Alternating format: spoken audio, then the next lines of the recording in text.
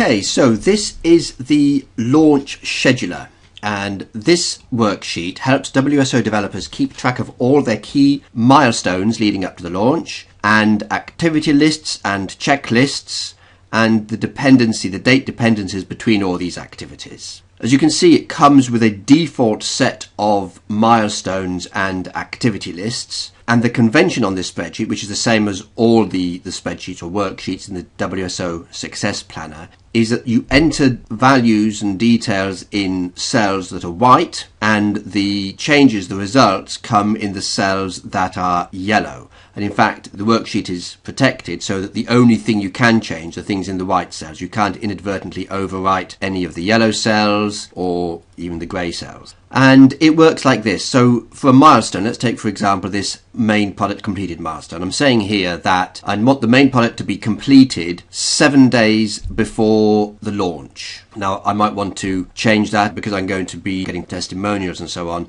I really want that to be completed 5 days, not before the launch, but before the JV announcement. And therefore you see the start date change automatically. I want my OTOs completed at the same time. So milestones have got a number of days before or after a particular date, and they've got a start date or a particular, it's not really a start date, it is a specific date. Whereas things like activity lists work in exactly the same way, except that you also specify how long it's going to last. So I'm saying the activity or the task of getting conversion stats is going to take 5 days. It's going to start 5 days before the JV announcement.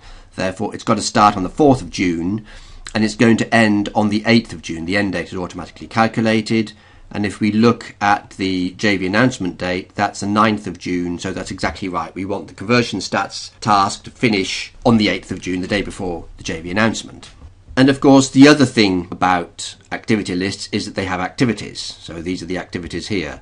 Set up special offer pricing, send traffic to main products, and so on. And what drives the whole spreadsheet is the date of the launch. Now, the only date that you can directly change is this date. These other dates you can only change by saying how many days before or after the launch day or the JV announcement. So the whole thing is geared around the launch day. So if I were to change that, make that the, say it's going to be July, let's say I'm going to launch that on the, well, why not 4th of July?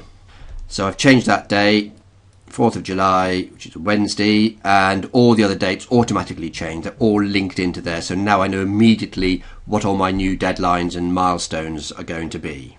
The other key date, of course, is the JV announcement, and I can't change that date directly. All I can say is going to be a certain number of days before the launch.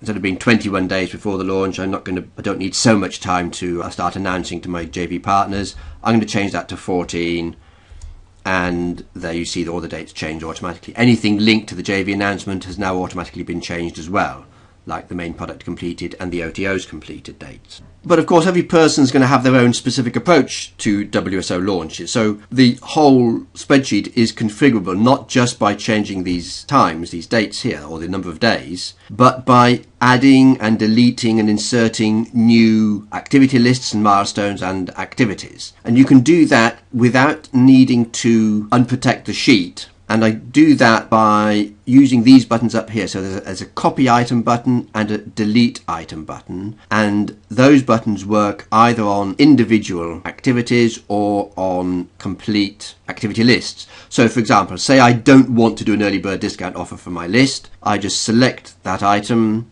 click on the cross. I get a pop-up reminding me there's no undo and what I'm actually deleting.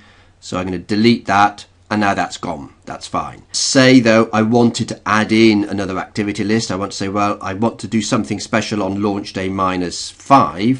So I select that one. I do a copy.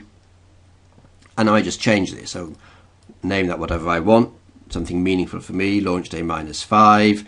I want that to last 1 day. That's obviously going to be 5 days before the launch. So I don't need to change anything else. So this is now going to start on the 29th of June, and I'm going to do some other stuff here. I'm going to set up an autoresponder. I'm making this up as I go along. And I want to do that. There's 3 items I want to do. So I'm going to create a new activity. So I just select copy, something else, a mail-owned list. So you can modify these things as much as you want, add new ones, delete ones, and so on. So in the end, the whole thing becomes tailored to your particular way of running WSOs, but you've got a pretty good starting point from which to do that configuration. And I've included various comprehensive checklists to do on launch day, again, which can be amended, and various communications post-launch, and you can end the offer, and things you've got to remember to do when you end the offer, remove the sales button, and so on.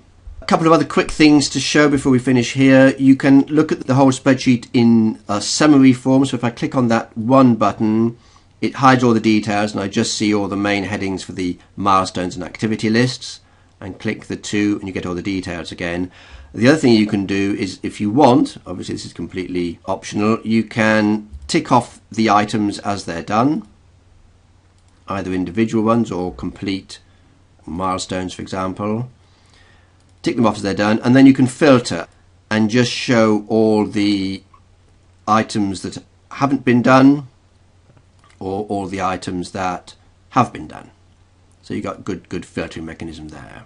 And one last thing is that this button up here allows you to turn protection on and off. So if you did want to, so now I've got turn protection off, if I did want to move some of this stuff around, I can select the whole thing and use the normal copy and insert to insert new items, or delete whole selections if I wanted to. So I hope you can see how valuable this spreadsheet is going to be to anyone who's doing a WSO launch, or indeed any launch, because it is totally configurable. Thanks for your time.